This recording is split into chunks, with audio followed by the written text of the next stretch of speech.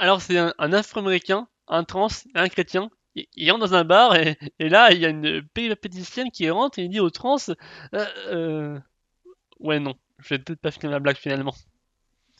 Bienvenue dans ce nouvel épisode de Mille et une références, l'émission qui analyse et critique les remakes, techniques commerciales ou volonté de se racheter, je vous dévoile tout.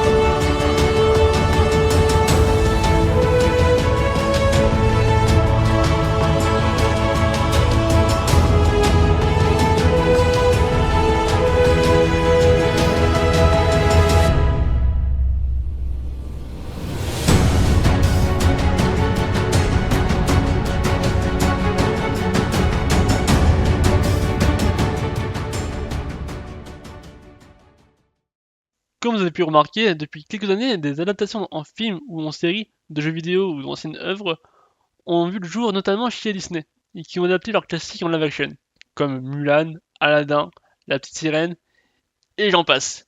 Jusqu'à très récemment, Peter Pan. Mais j'ai l'impression que ces remakes sont des spots publicitaires pour dire à tout le monde qu'ils ne sont pas racistes ou LGBTophobes. Contrairement au message qu'ils pensaient avoir donné dans un premier film. Si bien qu'au début de certains, ils ont mis un message de prévention au début de leur plateforme, comme pour s'excuser. Dans leur remake, nous avons pu remarquer ce que j'appelle des règles d'adaptation. La première règle va faire jaser certains, c'est le race swap, ou blackwashing, qui consiste tout simplement à une inversion des ethnies, et là, en l'occurrence, en faveur des personnes qu'on va appeler ici les Dofus Eben.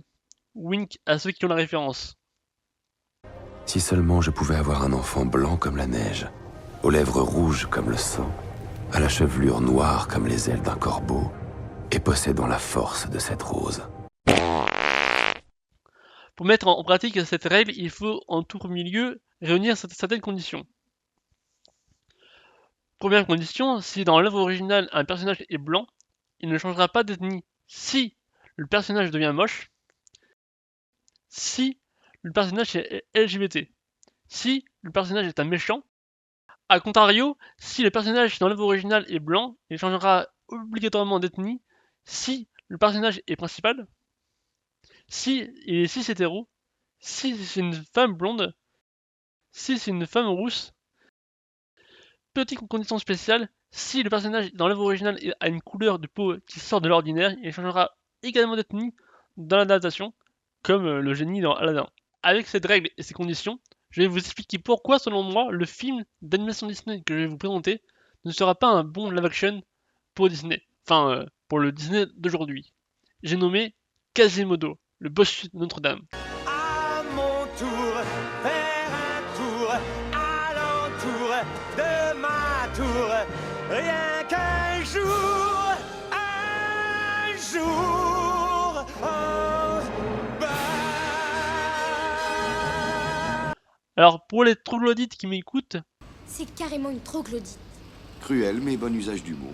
le bossu de Notre-Dame est inspiré du roman de Victor Hugo, Notre-Dame de Paris, sorti en 1482, qui s'est lui-même inspiré d'un des sculpteurs de la cathédrale qui était bossu et qui n'aimait pas vraiment la compagnie des autres. Maintenant, regardons si notre règle d'adaptation peut s'appliquer à ce film. Pour ce faire, nous allons analyser chacun des protagonistes. Quasimodo, la Esmeralda, Phébus, Frollo et Clopin, le narrateur, si on peut dire. Quasimodo est un personnage blanc, c'est le personnage principal de l'histoire, il est timide, attachant, il a un crush avec la Esmeralda, donc on peut s'entendre qu'il est hétéro. Sauf que c'est aussi un personnage considéré comme moche. Durant tout le film, on le fait bien comprendre. Regardez-moi, le visage le plus laid de Paris, vous vous souvenez? Rappelle-toi ce que je t'ai appris, Quasimodo. Tu es difforme. Je suis difforme. Et tu es très laid. Et je suis très Ce laid. sont des crimes aux yeux des hommes qui sont sans pitié. En plus de cela, il a une scène spécifique qui va tout de suite orienter la réponse. Une scène où Quasimodo se fait humilier par des personnes, et en plus une personne blanche, jeter de la nourriture sur le visage, et tout ça pendant qu'il est attaché à une roue, et je ne pense pas que Disney acceptera d'y mettre un Dofus Eben à la place. Donc Quasimodo sera obligatoirement joué par un acteur blanc.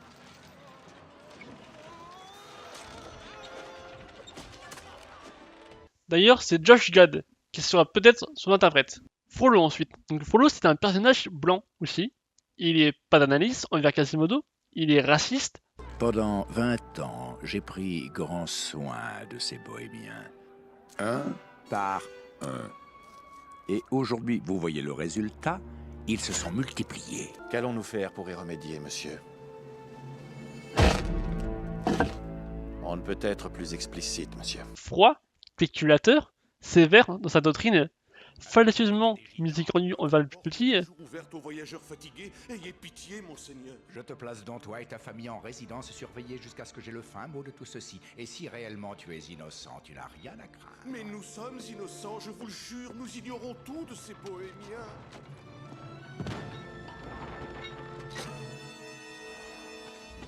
Brûlez-moi ça.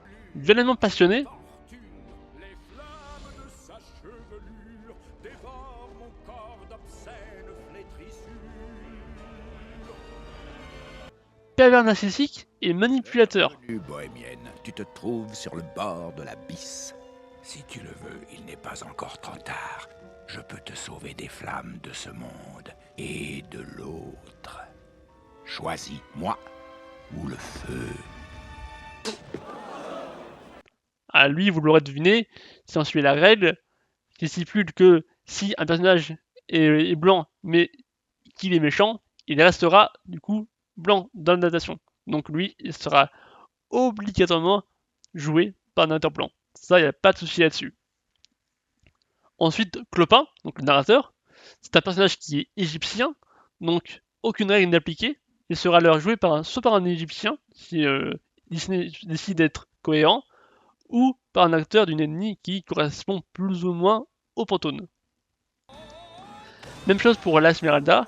Par contre, là, il faut quand même une actrice un tantinet belle.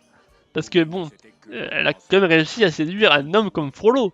Donc il ne faut pas qu'une actrice comme la fée bleue dans Pinocchio. Voilà, j'arrive, pas de panique, je suis là maintenant. Quel est le Oh oui, je vois le problème.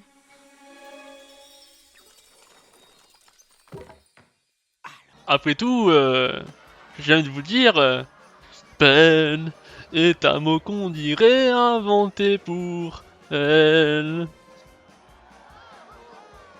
Enfin, Phébus. C'est un personnage qui est blanc, blond. Il fait partie des personnages principaux. Il est drôle, attachant. Il envoie un message positif, à la fois dans la scène où il préfère quitter son job bien payé plutôt qu'obéir à un ordre qui mettrait la vie d'innocents en danger. Et dans sa relation avec l'Esmeralda, qui envoie un message de paix et de love envers les deux peuples ou les deux ethnies. Alors si on suit la règle, ce personnage serait instantanément un race swap.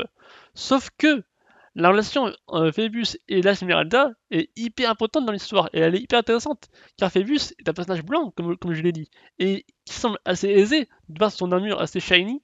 En plus son nom signifie soleil pour accentuer le fait que ce mec fait partie de la haute alors que au contraire l'Esmeralda elle est égyptienne, elle porte des vêtements de pauvres, elle mendie et vit littéralement dans les catacombes de Paris. Donc en vrai ces deux personnages n'auraient jamais dû pu se voir ou s'aimer. Et c'est ça qui est beau. Et si tu le swap, ça fait juste d'eux un couple tout ce qui est de plus normal en fait. Donc ça perdrait l'impact et le message de paix en fait le message assez emblématique si tu le swap, je trouve pas. C'est mon avis personnel, encore une fois. C'est pour ça que selon moi, ce film, s'il sort un jour en live action et qu'il subit des swaps, ce serait un échec commercial cuisant pour Disney. Merci de m'avoir écouté, à plus tout le monde et à la prochaine pour un nouvel épisode de 1000 et une références.